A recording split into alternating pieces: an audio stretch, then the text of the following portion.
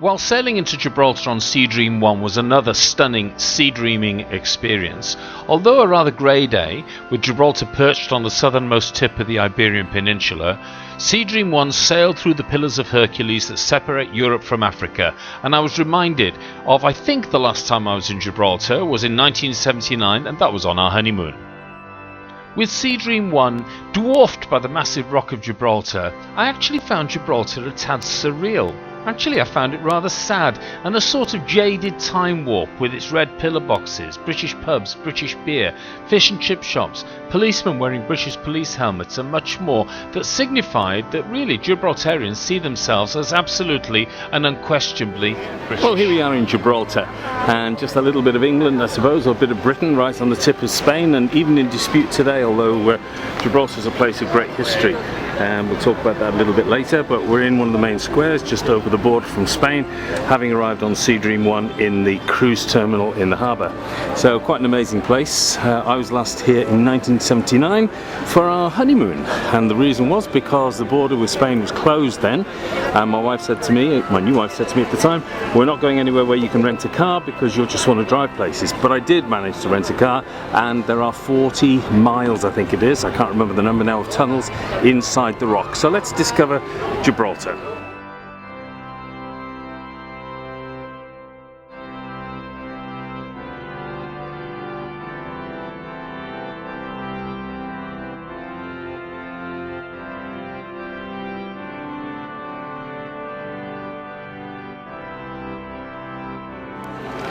This has got to be amongst the most incongruous places I've ever been to, because here we have sort of Gibraltar Savings Bank, Norwich and Peterborough Building Society, which is from the UK, alongside a Latino sort of cafe, bar and restaurant.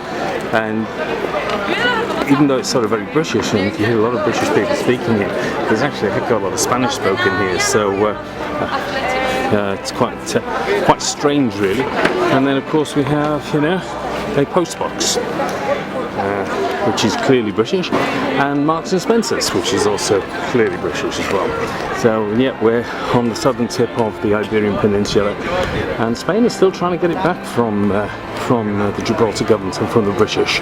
So that should be quite interesting over the coming few years.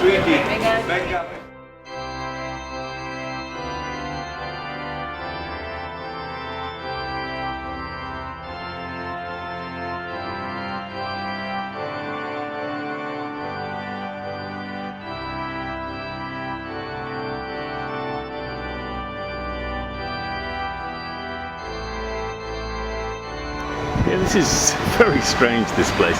I mean, there's the rock up there and the cable car that goes up it, and there's a hotel here, and then we have a convent on this side here, and then sort of official buildings, government buildings, and the patriotism of the rock and the people, the Gibraltarians that live here, very much with the Union Jack and the Gibraltar flag flying together, and yet Spain won it back. It's quite amazing.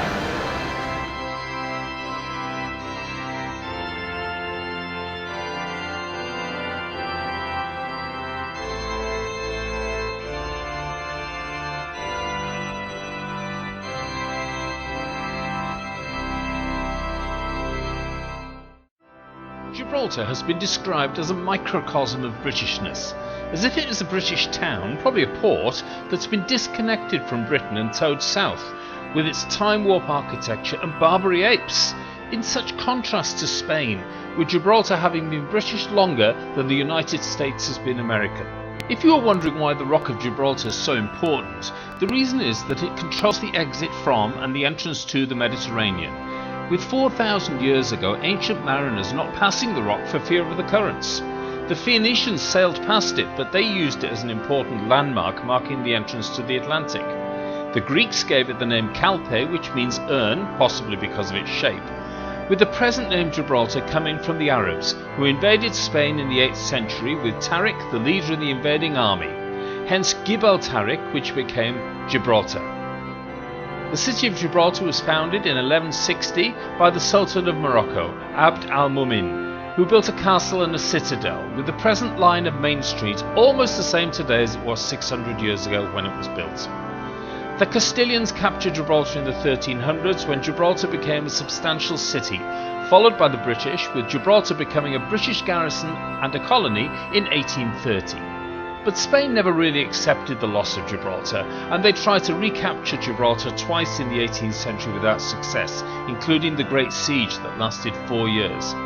With Gibraltar held on to by the British ever since, and vitally important in both First and Second World Wars, and also the Cold War, as most Russian naval ships and submarines had to pass through the Straits of Gibraltar. It was great to be back in the arms of the luxury of Sea Dream 1 as we reboarded, and perhaps it was time for afternoon tea or even a cocktail as we sailed out to Gibraltar. But I couldn't wonder how long the Brits would fend off the Spanish. If it was up to the Gibraltarians, I suspect forever. Remember to join me over the coming days on my Mediterranean and Atlantic Sea Dream itinerary, including Portimao in Portugal, Funchal in Madeira, Gomera in the Canaries and Tenerife, also in the Canaries, and also meet some of the officers on board Sea Dream 1. John Alwyn Jones reporting on location on board Sea Dream 1 with Sea Dream Yacht Club.